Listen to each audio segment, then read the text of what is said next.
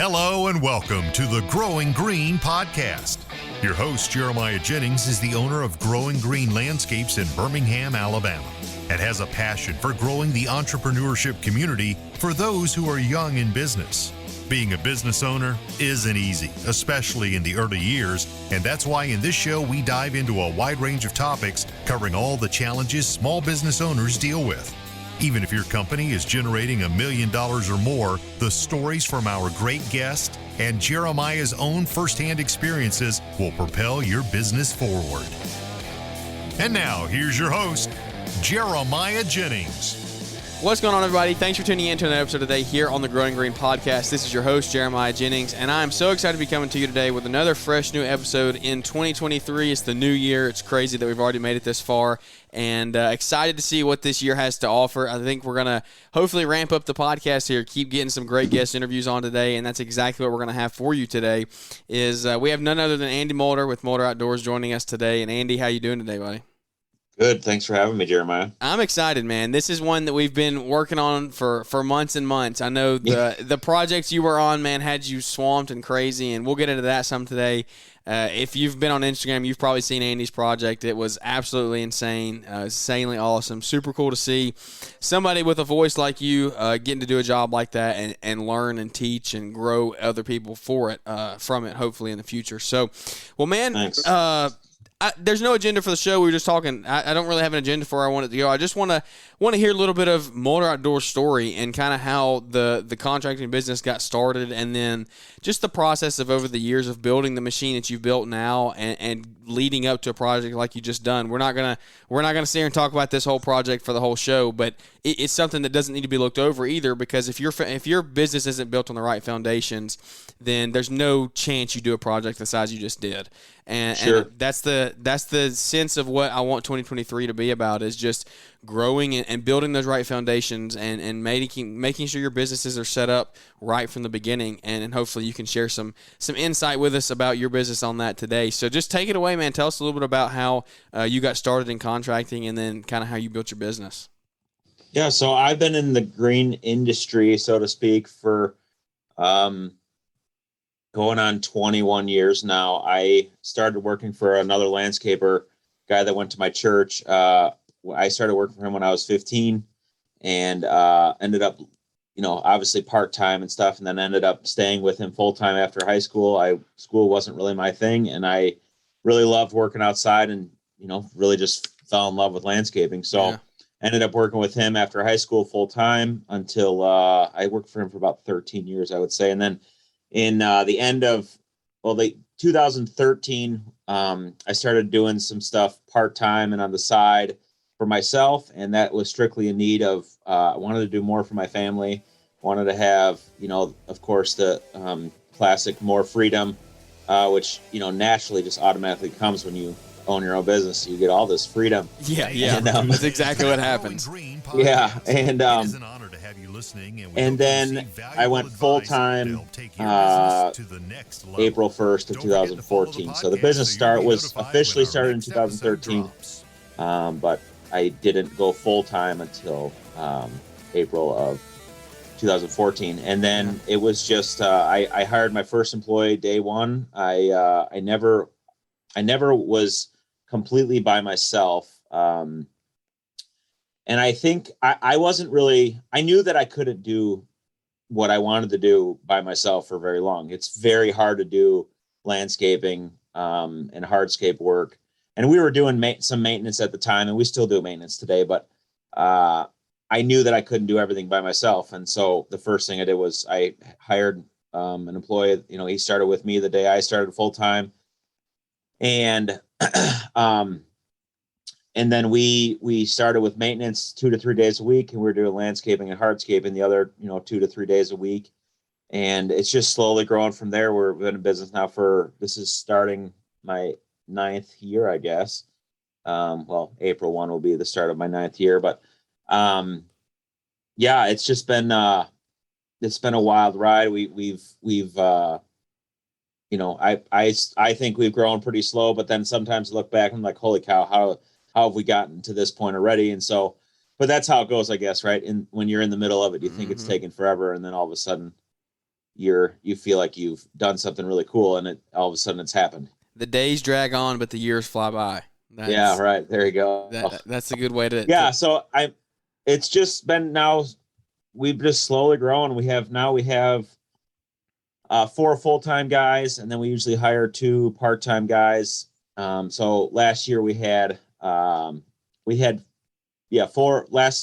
the whole season. We had 4 full-time, and then we had 2 part-time. And I've been about that size for 3 years now. We really haven't grown staff-wise any more than that, but we've been able to grow our company sales-wise exponentially year over year consistently, and that comes from a lot of investing in equipment and just some of the jobs we've been able to take on, and the branding we've been able to do, and the customer service allows us to, I guess you could say, charge a little bit more money. I don't claim to be the cheapest guy in our area by any means, but we try and give some of the best work around, and but that isn't free, Yeah, so, and that's paid off for you. But if you're doing the best work for the best clients, they don't want the cheapest. That's just the way it goes. Right. Like, they don't That's care. right.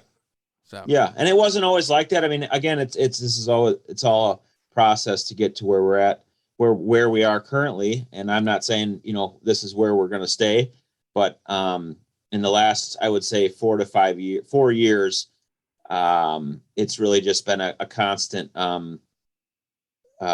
just growth, slowly growing every single year and changing how we're doing things and investing in new equipment, and allows us to be more efficient and be more profitable and all those things. So, yeah, no, that, man, I think we could spend 3 hours just unpacking what you just said there, but we're not going to do that today. I do want to go back to something you said, though, and you started working with somebody. How long did you say you worked with that guy? 10 years? Something? About 13 years. 13 years? Okay. Yeah. So this is something that's always intrigued me, and I've even thought about this myself. So if somebody was like in the beginning of their business, or that maybe they were thinking, oh, should I start a business? Should I not? What is your insight? What did you take away from working with that guy for 13 years? Do you think that, like, working for him allowed you to start your own business, the amount of stuff that you learned from that, like, as opposed to just being fresh out of high school, let's go learn how to hardscape and run my own business? Like, now maybe you don't do it for 13 years, but maybe you do it for a season or 2 working for somebody else. I mean, what do you think you learned from that experience of working for somebody else, learning the trades and learning the hardscaping and all the stuff that you learned there, to then be able to take it and then take on the risk of running your own company?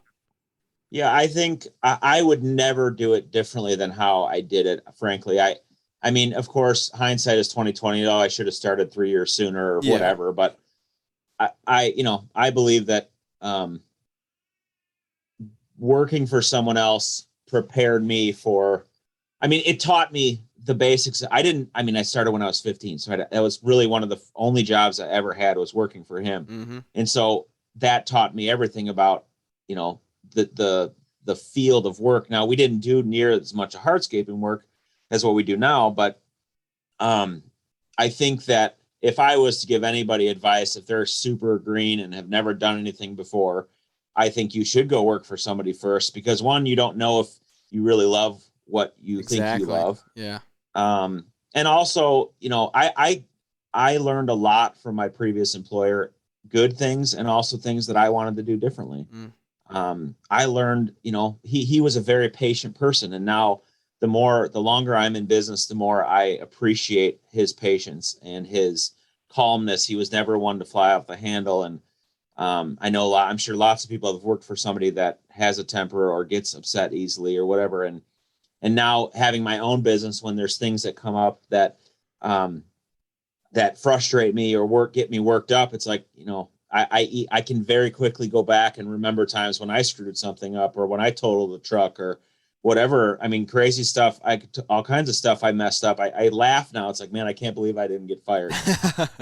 Yeah. I mean, you work for somebody for that long, stuff's going to happen, and crazy stuff's going to happen, and how you react to it, or how your boss reacts to it, or whatever, really can make or break. I think that working for him encouraged my career. You know what I mean? Like, I didn't want to get out of it because of how he was. I think, I saw something this morning, something about, a huge percentage of people leave their job because of poor leadership, and not because of anything else, strictly poor leadership. And I think that's maybe one of the reasons why I stayed at doing what I'm doing now and have grown to love it so much, is because I'd worked for somebody that was someone that was easy to work for, you know? Yeah, and what you think you took? I think another thing you could say you took away from that, and correct me or expand on this if you want to. Like, not only did you learn how to do the things like the actual work, but it's like you're saying you learn how to be a boss. Like you worked for somebody and you saw the good and the bad. Like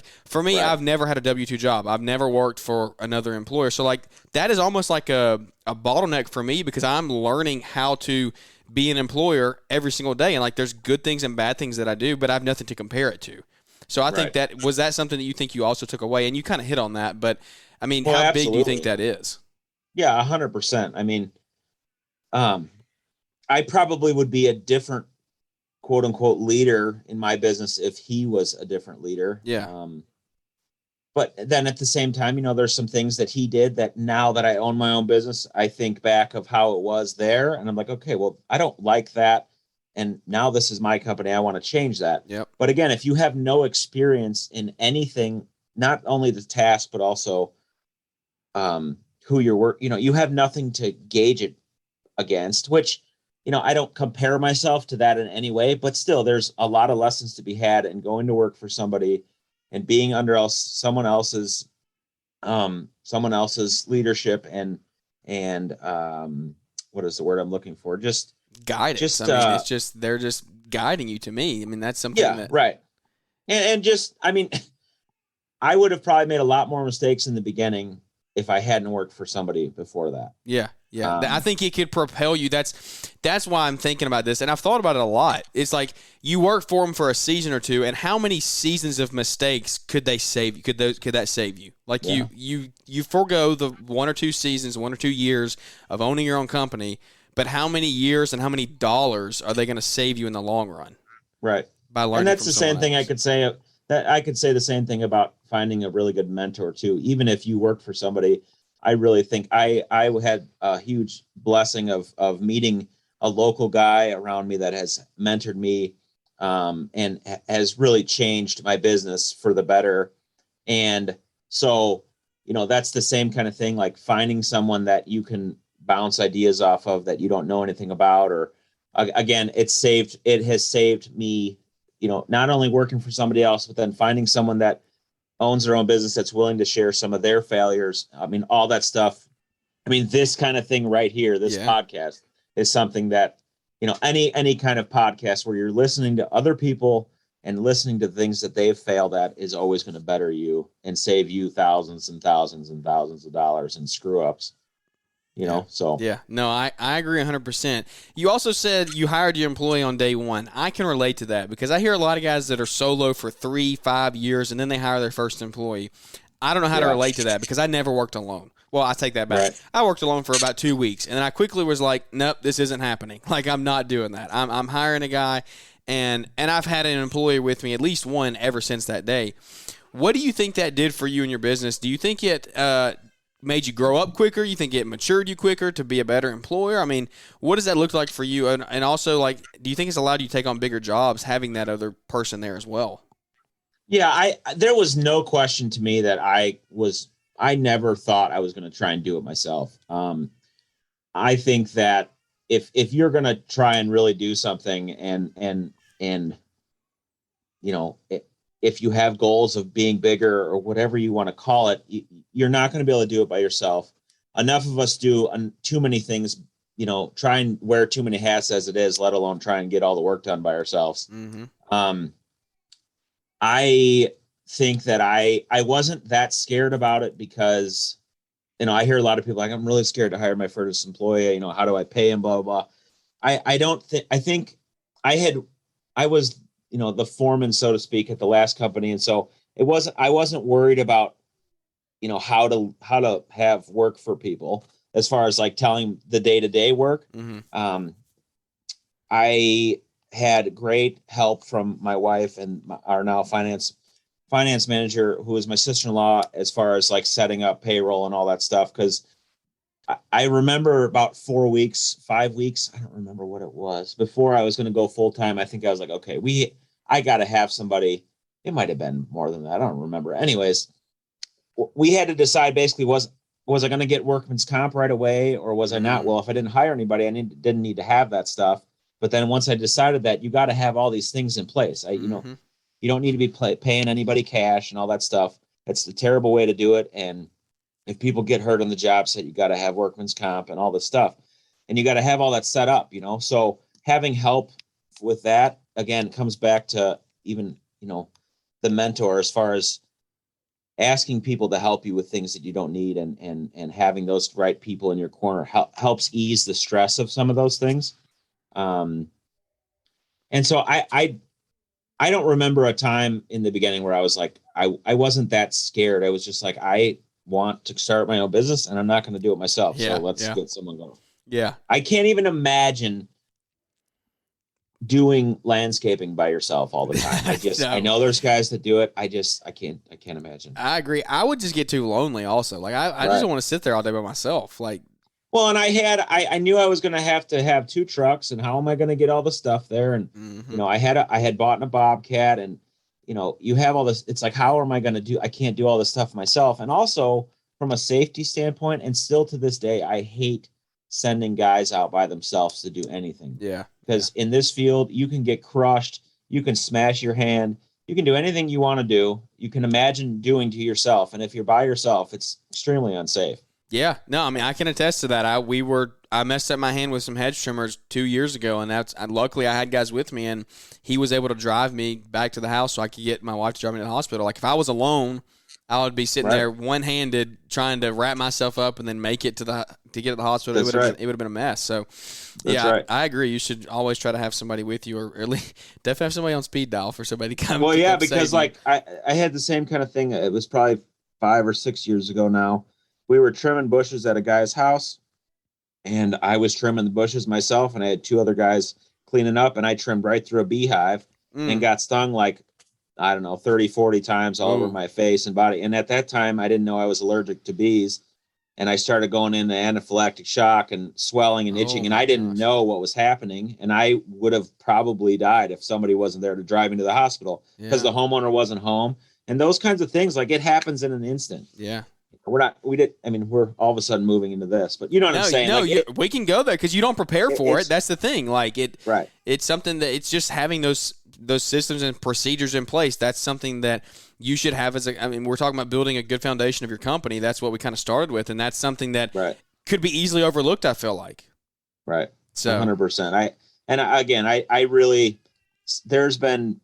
I can count on one hand how many times I've sent a maintenance guy out to do some kind of maintenance task by themselves, strictly for the reason that you could cut your toe off. I mean, just the craziest stuff. It's just, I don't know. Yeah, you just never know what's going to happen. That you just can't predict the future. It's as simple as that. It's as simple as that. So when you brought your guys on full time, were you able to keep them year round? Do you lay your guys off? What does that evolution of the business look like? Because that's a big thing with people when they bring on full time employees. Well, what are we going to do during the off season? How are we going to keep them? Things like that. So what does your model look like? So now it looks way different than it used to look. Yeah. The first winter we plowed a little bit of snow. I have never really. We did a massive amount of snow where I previously worked, and I was really I was trying not to do any snow removal, and I was going to do some home improvement stuff and whatever. I plow snow now, but so we did a little bit of snow the first year, and really I hired my employee. He was just out of high school, and I said, listen, at the time he was still living at home, and I said, this is, I have enough work, and usually we'll keep somebody busy 8 to 9 months a year. Yeah. But then in the winter, it's going to slow way down, and there's really no guarantee of work. So communicating that up front is key, first of all, in my opinion, to everybody that doesn't guarantee work in the winter, is you need to communicate it when you hire them. Mm-hmm. And then we would do shop work. And he maybe worked 10 to 20 hours, but then when it snowed, we would work more. And now that I have 4 full-time guys, last year, I've never talked about this anywhere. This is the second year we're doing what we're doing now, but we might as well talk about it. So me and my finance manager came up. I went to her and I said, listen, one of my guys came to me and said, "Hey, how much work do you think we're going to have this winter? Because if not, I might go and work at a restaurant over the winter and everything." Mm-hmm. Well, that stuff scares me because if they go somewhere they might like and it they better. like it, yeah, then all of a sudden they like it too much and they don't come back. Man, I've thought about the same thing, like with Amazon. Like, you could tell Right. your guy, go be a delivery driver over the holidays. Well, then they get there and they're like, well, they pay me pretty good. I drive a van. So, I'm in Right. the same boat. So, like, I've kept most of the time, I keep the guys busy if it snows. But then there's been plenty of winters where it doesn't snow. And, Yeah. I eat up shop work really fast, and you get 2 or 3 guys doing stuff in the shop, and stuff that used to take me all winter now takes me like 2 weeks with 4 guys. Yeah. But anyways, last year, me and Stephanie sat down and was like, okay, how can we come up with some kind of winter salary or something to help the guys through the winter, but also gives me the freedom I want to have if I want to have it, and keeps them around basically. Mm-hmm. But then if it snows a bunch, they get compensated for the work that they are doing. So in the past, whenever somebody would do snow work for me, they'd get paid time and a half, no matter what. Mm-hmm. Just time and a half, straight time. Didn't matter if they were working at 1 a.m. or 1 p.m, because it's a higher demand on-call position. Yep. And I expect them to be able to come into work any time of the day or night, basically. And so I would always pay them time and a half for all snow work. So what we came up with is basically a semi salary pay structure. So what happens is they get paid 20 hours a week all winter long, no matter what, whether they sit at home every single week all winter long, or if we have work. Yeah. The caveat to that is if they come in and work 20, they actually come in and they work 20 hours, I'll always give them that extra 20 hours up to 40. So if they come in and just work 20 hours in the shop, I'll pay them for the 20 and I'll add 20 hours to it. So they get 40. Okay. But if they come in and work 30 hours in the shop, physically come in and work, I'll add 10 to it. So they never are getting paid. They're never going to make more than 40 hours unless they actually come in and work the 40 hours. Does that make sense? Yeah. Yep. It's hard to explain. On paper, it makes sense. No. That makes total sense. So my only question, so how do you do, the reason I'm actually glad you got into this, because this is something that I've looked at, like my guy that's working for me right now, I'm keeping him salary through the winter because for the same principles of just, you don't want him to leave and go somewhere else and then come back in the spring and be like, hey, when are you coming back? Oh, I actually like this job better. So how do you handle, so they're going to get paid the 20 hours no matter what? Is it just kind of an unwritten rule, or like what is how do you keep them coming in? Like if you run out of things to do, I mean, do you still want them? Then I just tell them to go home. I tell them I don't. Yeah, like the last 2 weeks, they haven't come in one day. One, because I usually try and take the week of Christmas off. Yeah. And then last week, my wife was in the hospital the whole week, and then it was New Year's and whatever. I just said, guys, just stay home this week. And so then they stay home, but they still get paid the 20 no matter what. Yeah.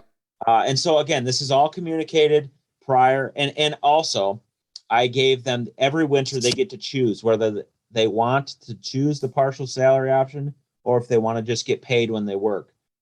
So here's one thing that they sacrifice by doing this. If they sign up for the partial salary, they get paid regular time for snow work unless they work more than 40 hours. Does that make sense? Yeah. So they're giving a little bit and I'm giving a little bit because that way we all meet in the middle. So if they decide they don't want to do the partial salary part of the deal, then I'll pay them time and a half for snow, but they may only work for snow then. Yeah. So like we haven't had snow now for 2.5 weeks. They wouldn't have made any money at all. Yeah. Do any of them opt out of it? Do they all? No. Yeah. Everybody does it. Yeah. Now I've never had 4 people on it. Last year I had 3 people. My foreman, my one guy used to go back to Mexico every winter. And so I didn't really have to worry about him. But now he's here full time. And so whatever. So let's talk logistics. Do you just budget in everything, all the salary through the winter where you're not, do you just budget into your pricing throughout the season of like, hey, this is going to be unbillable time, essentially, is what they're going to be for 20 hours. I mean, 20 hours a week, Right. That's 80 hours a week you're paying out for 2 months. Do you just factor that in throughout the season?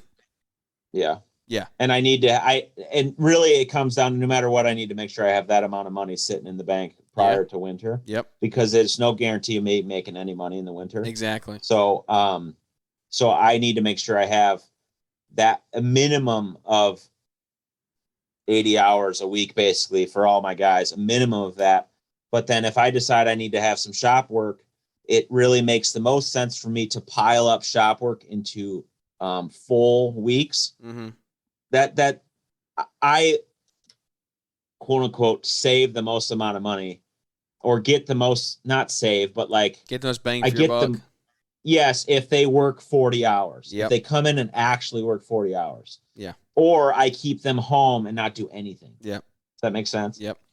So either way, I have to shell out a bunch of money. Yeah. But I do that for them, and they have all really liked it. And it guarantees them 20 hours a week of pay all winter. This is what last year was like. I've never heard of anybody doing this in my life. And I thought, you know what, let's just try it. I know I'm about to shell out a bunch of money to them for potentially not doing anything. Yep. But in the middle of July or the middle of April, I could care less about that, because I want these core guys here. Exactly. And it's a drop in the bucket in the end of the day. You just add it into your pricing, and that's just part of business at that point. I mean, I'm in the same boat. Like, it's not worth it as I'm in the beginning. I'm still pretty small. Like, it's me, and I've had 2 guys work for me the last year, but we brought on a new guy this year, and he's rocking and rolling. Like, I think we can really grow the company with him. And I'm like, I'm not sacrificing him by laying him off for the winter and maybe going to find another job. It's just not worth it. So I will make that sacrifice, but it's an investment to me. I mean, it's an investment. That's right. And it really is just the cost of this is the career that we've chosen, and we don't want to lose these guys. Now I have 3 of my, let's see, 1 guy's been with me for coming up on 9 years, 2 guys for 5 years, and 1 guy for 3 years. And I don't want to lose these guys, and they're the core group. And now part-time guys don't have this option. I'm not going to give this option to everybody. Yeah. But, because, I mean, of course, I could get to the end of the winter and 2 of my guys could quit, and I just basically gave them free pay all winter for nothing. Yeah. But you know what? That's the risk of doing business. That's It's just welcome to. But you build a team. I mean, that's why you build a team that trusts you, and then in turn you trust them. That's the thing. Right. I mean, and it's just a risk. But it worked out good last winter. I didn't really question not doing it this year. I feel a responsibility to my team, especially these core, these 4 core guys. I feel responsible for them, and it's not their fault that I don't have work in the winter. Exactly. They came to me for a job. They have families. I want to provide a living wage and a career. I want to create careers. The landscaping industry doesn't need to be a bunch of just fly by night guys, and everybody has ripped shirts and, looks like, you know what I mean? Like, I want this to be a real, I want the guys that work for me to have a real career. And that doesn't mean they have to be the owner to do that. 100%, I agree, and it's guys like you, it's guys like that are listening to this podcast that are going to change the industry as a whole that are doing this. Because the way I look at it, and this is a stupid simple analogy, but it's like when my guy works for me and he's out with his friends and they say, "Oh, where do you work?" I don't want him to say he works for Jeremiah Jennings. You don't want him to say he works for Andy Mulder. You want him to say he works for Mulder Outdoors or Growing Green Landscapes. Like, he's working a career for a company. He's not just working for a guy, like doing some half-butt, off-the-cuff thing. Like, that's not – and that's not the – but the sad thing is that's what the industry has been. Like, that's what it's been. And so we're having to totally change that and transform it. And super, super cool to see you're doing that. I'm glad to hear that about the salary, because I've kind of been, like, nervous because I don't know of anybody else doing it. Like you said, I don't know of anybody else doing that. But it's cool to see that I'm not the only one that we're kind of doing that together. So getting into hardscaping and landscaping, kind of transitioning back here, what kind of barrier does that look like? So when you got into hardscaping, things were probably, I mean, obviously equipment was a lot cheaper. Things were materials were a lot cheaper. I mean, they were still expensive, but nothing like what they are today. That barrier to entry of hardscaping is like, I've heard it said, I was talking, I don't know, a year probably ago with Jamie Fee of Supremescapes, and he was telling me, he's like, dude, if you're going to get into hardscaping, either get in or get out, because it's such a barrier to entry to have all the right equipment, like to do it efficiently and effectively the way you do it. Yeah. What does that look like for somebody that would want to be starting that today, who's thinking starting hardscapes? Because I've even toyed with in my mind, like, what does that look like getting started? What would advice be that you would give to somebody who's looking to get into hardscapes, of like, hey, do you play with it for 4 or 5 months and just dig trenches with shovels and do wheelbarrows? Like, do you do that, or do you just say you go all in and you rock it?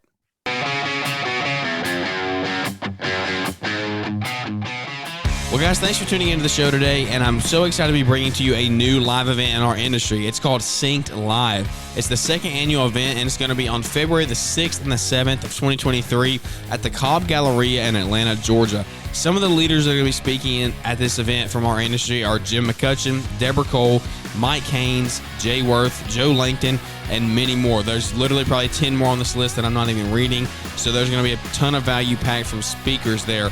There's also going to be education topics going on in and around the booth at the event. They're going to be talking about recruiting and retaining employees, innovation, automation, and the ROI of automation. There's going to be tons of stuff on that.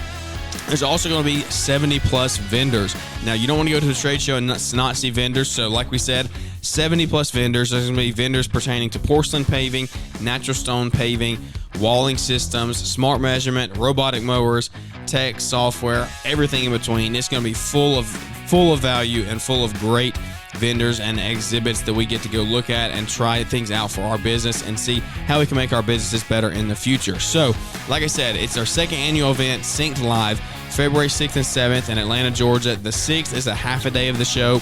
The full day is on the 7th, on Tuesday.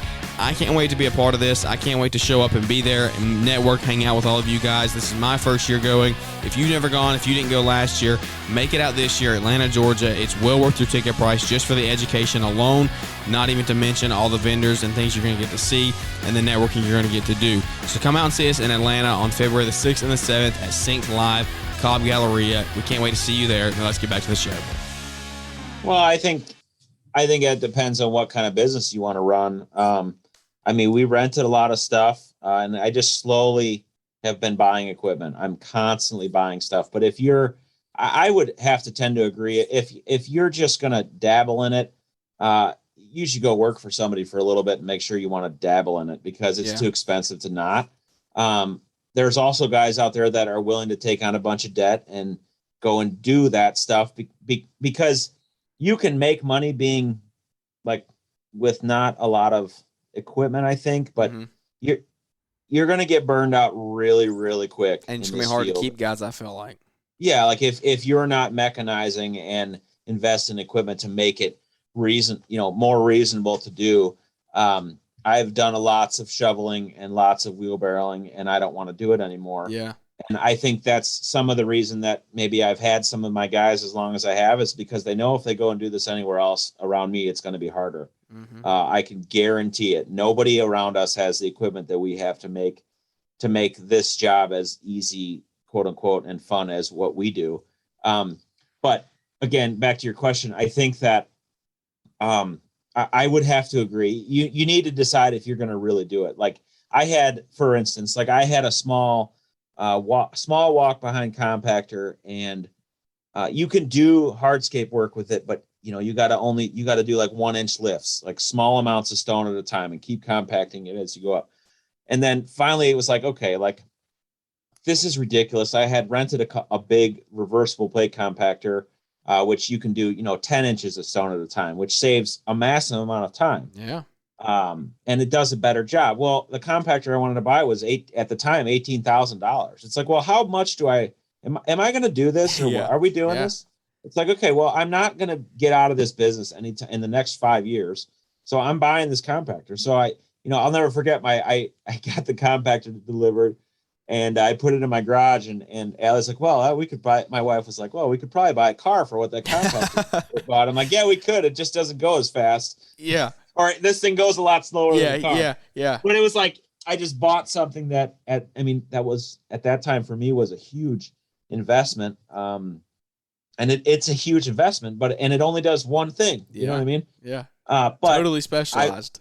It just compacts stone and dirt, and that's it. Like, and it doesn't go fast, and that's it. But it's just, again, I want to stay in the game, and you invest in those pieces of equipment, and I'll have that thing for the next 10 to 15 years. And it helps us do what we need to do. But yet I think you can start. Again, we started from nothing, and we run our business completely debt free. And so we started with nothing and have slowly grown to where we're at today. Yeah. So I don't want anyone to think that you can't do this without minimal things, because you can do it. It just takes longer, and you have to be prepared to put in a lot more handwork, and it can be done. But long term, if you're going to be in 5 years or more, you need to invest in some equipment, because you're going to get burned out way too quick. Remind me, did you convert to debt free or did you grow debt free? So that was one of the reasons we decided to start our own business. Was I knew that if I stayed where I was at and potentially maybe buy his company or whatever was going to happen, I would have to go into debt to do that. And so that was one of the reasons we decided to start our own company. Was the only way to do that would be to really start from nothing. And so we have never had debt in the company ever. That's awesome. And now personally, we have not. We started on the, we went to Dave Ramsey Financial Peace University when we were probably our second or third year of marriage. And then that really completely changed our life. And so we were debt free except our house going into starting the business, and then started the business and have been growing it completely debt free since then. And I have no intentions of ever going into debt for anything for the rest of my life. So wow, that's awesome, man. It's everybody has different views and opinions on it. You do whatever works for you. Not one isn't quote unquote better than the other. It's really cool to hear that. I try and say that more and more now. Is like, I don't want anybody to think that that's the only way to run their own business. This is how I've run my business and how I want to grow it. Yeah. And I don't look down or think anyone's dumb for doing it a different way than me. There's plenty of people that are ultra successful, and they have taken on debt and used debt. And this is just how I've decided to do it. And if you want to know about it, I'll happy to tell you how we've done it, but I don't need to force feed it down your throat. So. Yeah. No, I love it. Is your wife involved in the business at all? No, other than listening to me every day talk about it. And then she's involved right there. Yeah, just being married to you makes her involved. So that's right. That's hilarious. Well, all right, so let's get caught up to this year. So we go back to 2022. I know this has been a 2-3 year process working on this job. And so tell me, short version. I know you don't want to get into the whole thing about this big project that you just finished this past 2 months ago or whatever, right at Thanksgiving. Just walk us through that. Tell us the short story of what it is, and then I want to kind of unpack it just a little bit. Yeah, so it's a whole house landscaping. Basically, we redid an entire home that was on a golf course, and then we built a huge, I guess you could call it seawall or whatever. It's around basically allowed the golf course and this homeowner to make a pond that was near the golf course much larger and near his property. He's one of the owners of the golf course. And it's also a huge focal point for the golf course. And we built waterfalls, and there was like 2,000 tons of natural stone used on the job. And we have I think it was about 6,000 man hours working working there. And we started February 20 something of 2022, and we finished right before Thanksgiving this year. And it had been about 2 or 3 years in the making, as far as first time I met the client to designing, and then the project was pushed off a year, and then it happened, and everything kept growing, and it got bigger and bigger. And it's just it was a project of a lifetime, and I don't know if I'll ever do something of that magnitude again. It's not because I don't want to, but strictly because it's so rare. Especially all at one time. I can't even think of something like it that I've seen, Yeah. and that we did it consistently. We stayed there and just kept doing it. I do want to get into it, but like, did y'all ever not just look at each other and be like, I hate this place? Like, go into it every single day? Like, no. And you would think that, and I was waiting for that moment to come. And lots of people, have said, are you burned out yet? Or you sound burned out or whatever. I mean, of course there were hard days, but there was a couple things that I think made it not be like that. One of them being we had really great people to work for. Yeah. Very much. They weren't overbearing in any way. They weren't there every day. We communicated really well. They appreciated the work we were doing, and appreciated, like, it wasn't about how much it costs. It was what do we want and how is it going to look? Yeah. Yeah. And so that gave us a lot of creative freedom. And basically it was anything, if we had an idea about doing something and I pitched it to them and they liked it, they typically went with it. Yeah. And so that allowed us to be creative in a way that I've never been able to do before on a project, because again, it wasn't about the money. It was about how is it going to look and what do we want?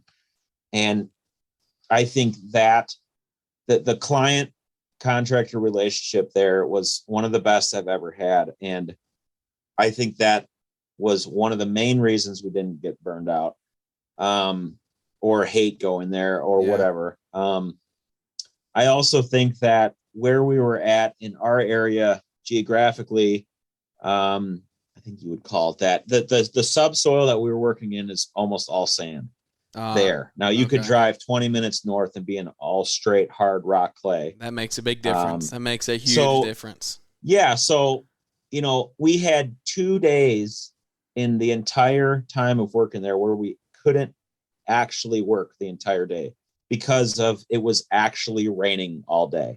Now there was plenty of times where it rained all night or all weekend or whatever. But at that site, when it would rain, the second it would stop, it's like working on a beach. You just go back to work. Yeah. Nothing sticks. You're not tracking mud all over the place. It's very nice. There's challenges to working in sand, and I learned a lot there too. But I've worked in that area enough over the last, 3 years. I would say I've done jobs out in that area that now we know how to work in the sand. We know how to structurally build soundly in the sand.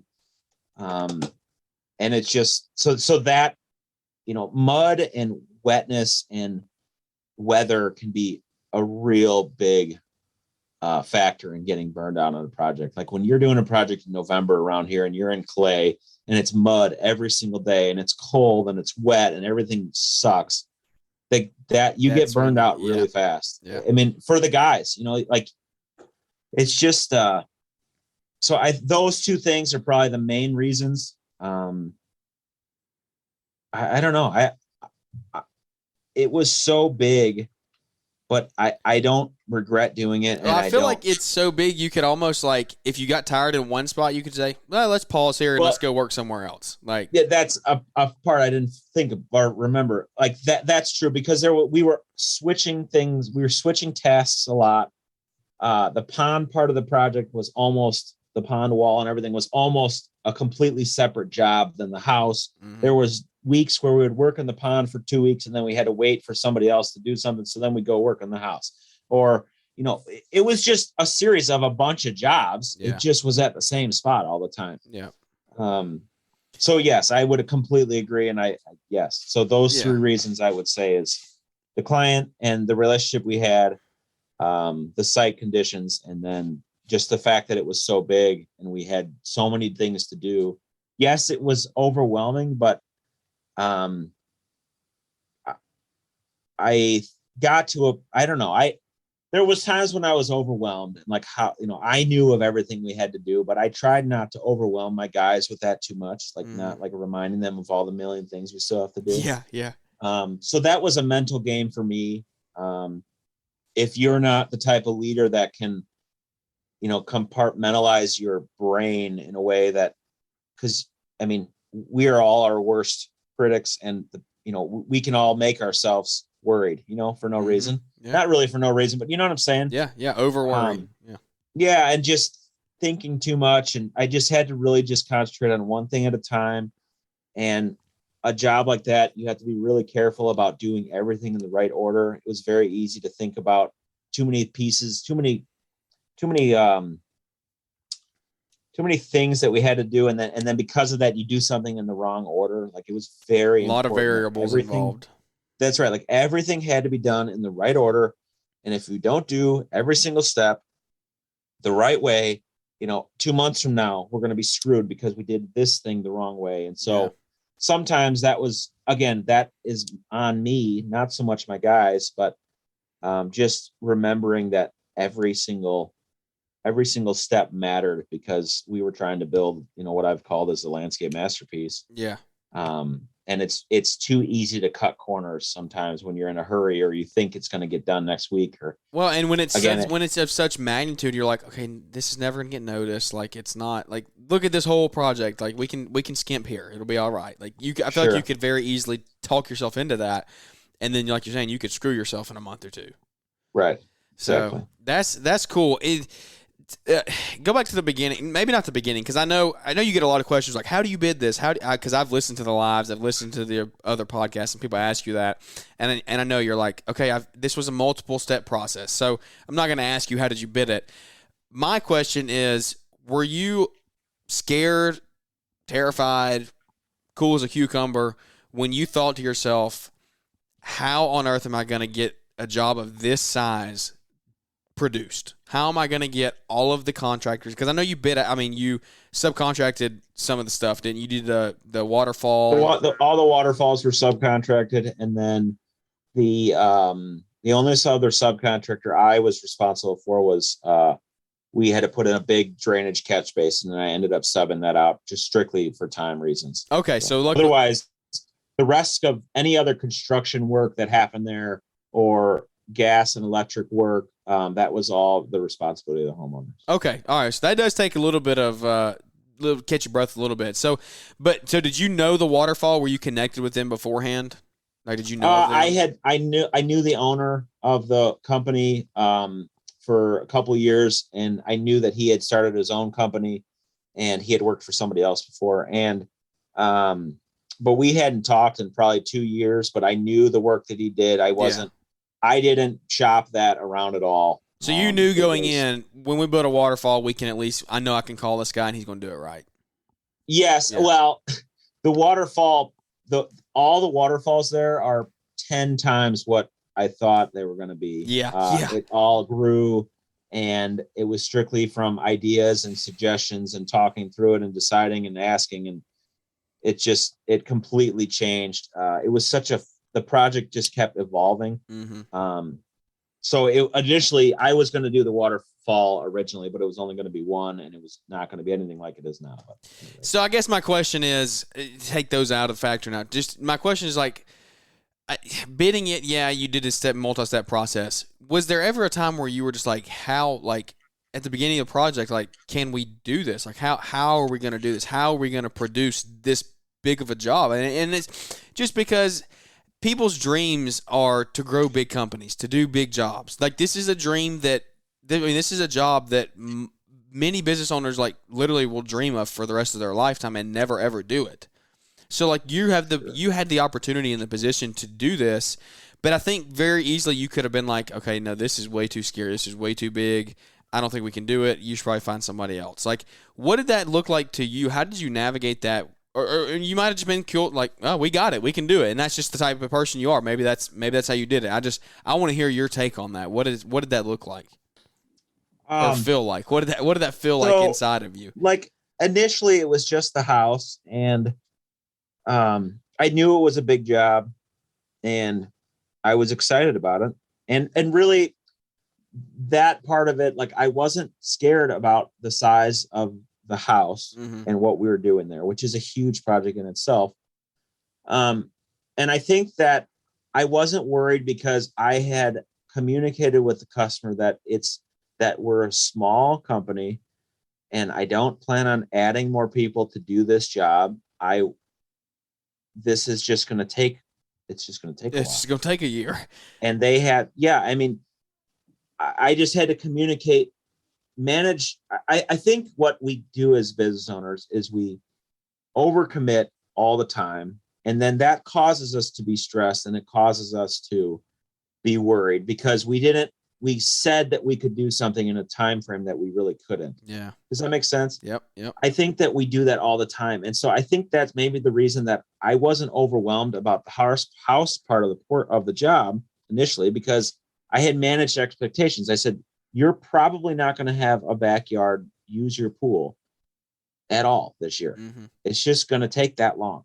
And then the pond part of the project came into play in January.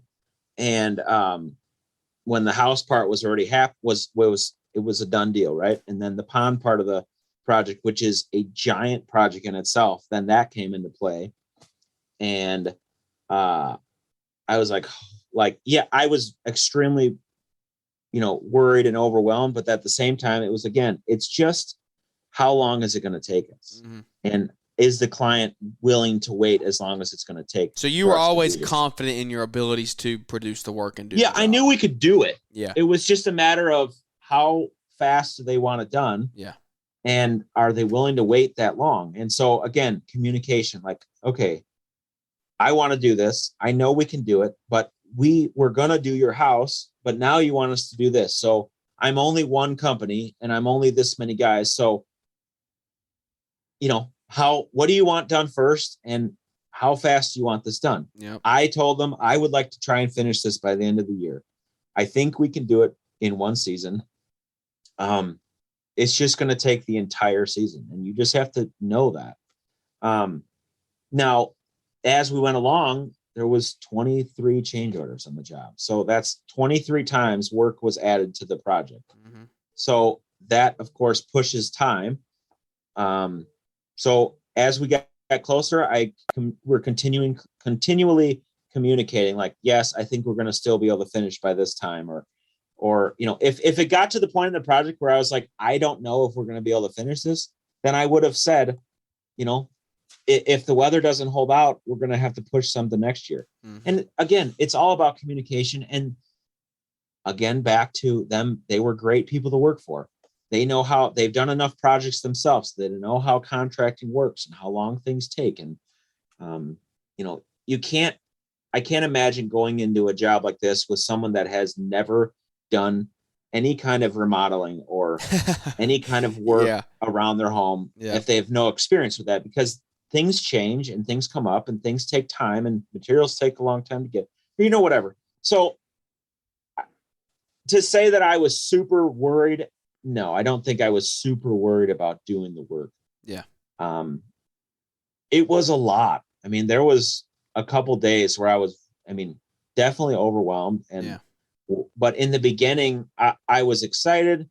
I was more worried to make sure that I had quoted the job correctly and didn't, and didn't paint myself into a corner on how I worded things, or didn't paint myself into a corner on, quantities of things that I ordered, or, there's a million things you could talk about with that, but it's just, I said this on, I was on Craig Scheller's podcast, and I don't think we would have been ready for this job even a year prior. Yep. I listened to that show and heard you say that, and I was like, that stood out to me, like how much you can grow in a year. Yeah. I really don't think we could have, staff wise, experience wise, and financially, I just don't think I could have done it.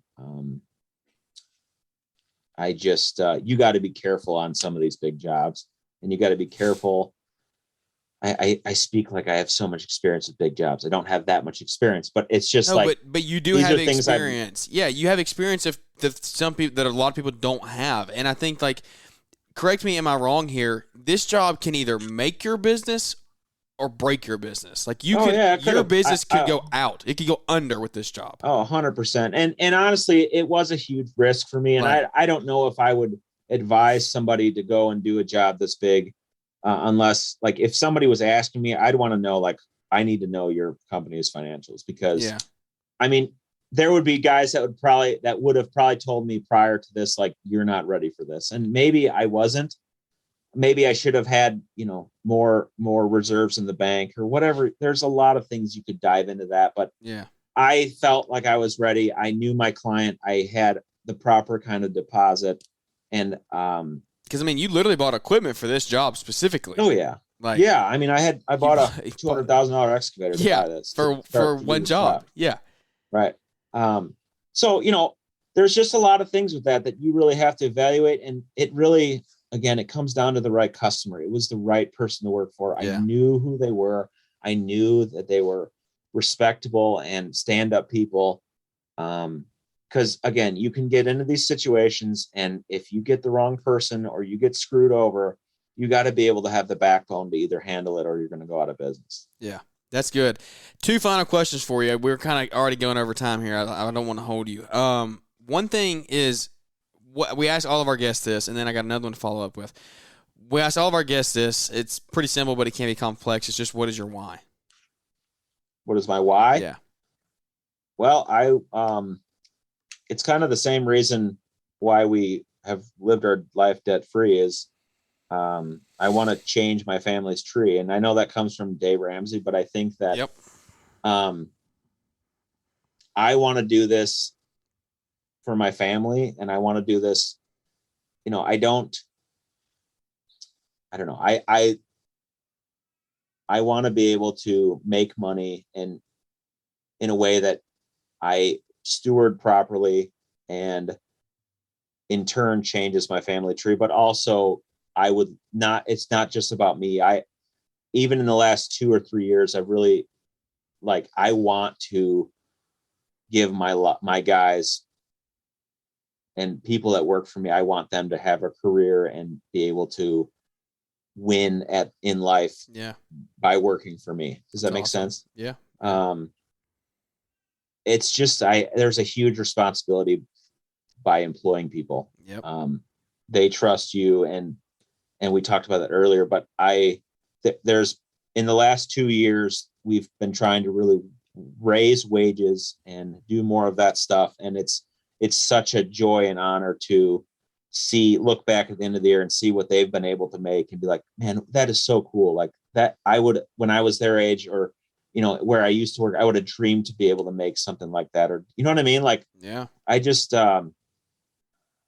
I do it for my family, and I do it for my team, and ultimately, glory to God. So that's an awesome why. I love hearing it, because a lot of times they can be similar or the same, but everyone has their own twist on it. So that's why I like asking that question. This is my last one for you, and you might have the right answer right off the top of your head. You might not. What is the top piece of advice or one thing that you learned from this job that you would expel on somebody else? From the project we just finished? Yep. That's a big one. I know it's hard to pick one on the spot like that, and maybe a couple, or just what's the biggest thing that stuck out to you of just like, hey, if we did this again, or hey, if you're going to do this in the future, or whatever, or just business, maybe it's just a business tip, whatever you think you took away from it. I think I'm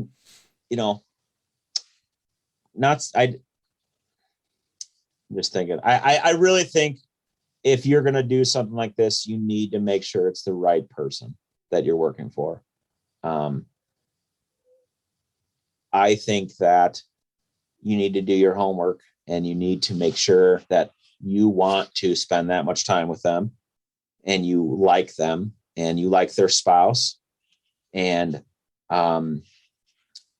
because not only are you have to do the job, and this goes for any large scale project, not only do you have to do the job, but you have to continue to answer their calls for a long time. Yeah. You're going to be involved in their life for a while. If you want to stay in business, and you want to continue to grow your company, and you want them to tell their friends, you're married to that project. Yeah.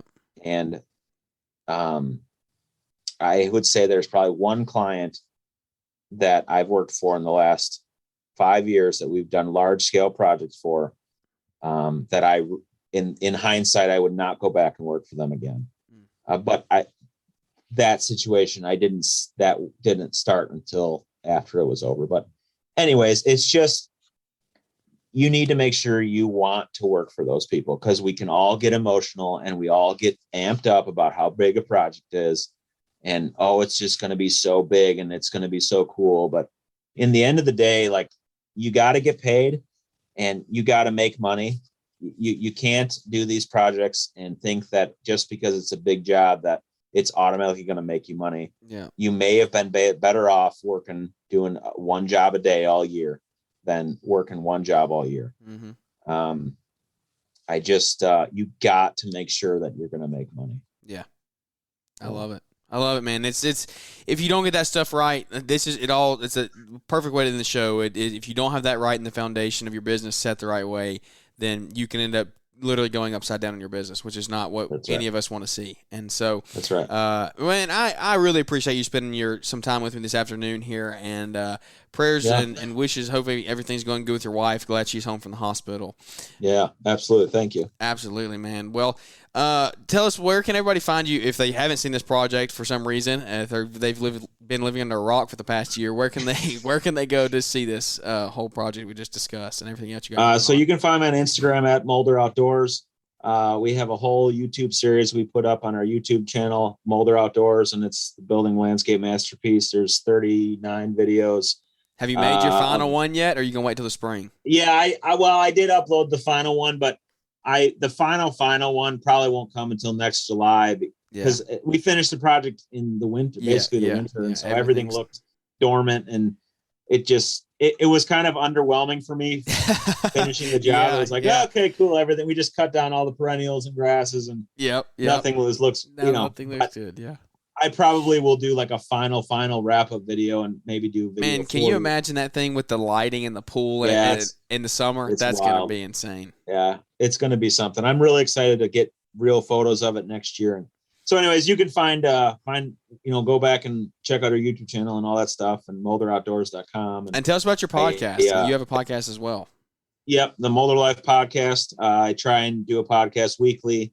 I haven't done one for the last 2 weeks because of Christmas and New Year's and stuff, but so thanks for having me. Yeah, man. I like I said, I really appreciate it. It's fun getting to network with guys like yourself, leaders in the industry who are but you're just a normal guy. You're just out there getting jobs done, working every day, growing a business, growing a family, and growing overall a successful life. So, well, guys, thanks for listening in today, and hope you enjoyed the show. If you did, go give Andy some love. Go check out his projects there. Listen to the Mulder Life podcast. Leave us a big 5-star rating and review for the show, because that continues to help us grow the show so we can continue to grow the community one relationship at a time. So without any further ado, that's going to wrap this one up, and we look forward to catching up with everybody here on the next episode.